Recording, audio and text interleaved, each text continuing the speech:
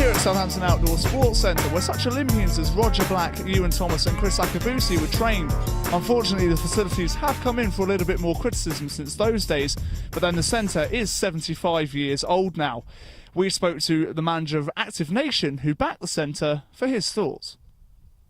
Obviously we understand kind of people's concerns, and we are trying to rectify those issues that people have raised. It's good to get kind of feedback from people, but you have to kind of appreciate that the site's 75 years old, and obviously in this economic climate money's tight, so we can't always do what we want to do, but we're working closely with the council now to work on a development plan for the site. Is there any particular timescale on that? Not at the moment, no. We've just literally just started kind of the consultation period. Assuming the plans are approved, it could mean vital improvements for the centre, which would enhance its Olympic legacy. We caught up with Ben Davis, captain of Southampton Athletics team, to hear his thoughts. Condition is fair enough. They're maintained quite well. Obviously, there's no indoor facilities there or anything like that to sort of keep us warm in the winter, but you make do with what you got at the end of the day. There's only really two sets of toilets there and only one set of changing facilities. And do you not think that's enough for 53 acres worth of land? You tend to find most people that go down there, because of the location of it, they come straight there in kit, so it hasn't really bothered us too much.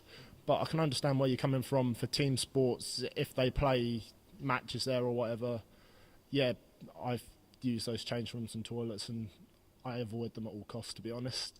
Do you think that's one main area where, because I think Active Nation are planning to sort of working with the council to try and improve the facilities, do you think that's an area that they need to improve? I think buildings down there in general need to be improved. I mean, they're all old, they're dated, and that's really it. They're just horrible, horrible buildings. They're unhygienic and disgusting. So yeah, that's definitely something I'd say needs to improve. Going back to the facilities and that, I mean, would you agree? Because they came under a bit of fire in the summer. What do you make of them? I can understand why, because given their location, they're extremely overpriced, and for what you get, it's like you pay £2.30 to use the track as a student.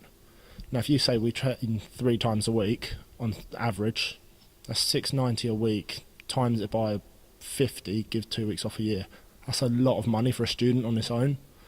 So what they do is they offer 12-week track passes, which, yeah, fine. Also the fact that there needs to be a lot more of them in reachable areas, because if you walk from the multi-sports area or the track, you've got a 400 or 500 metre walk before you hit a toilet or a changing room.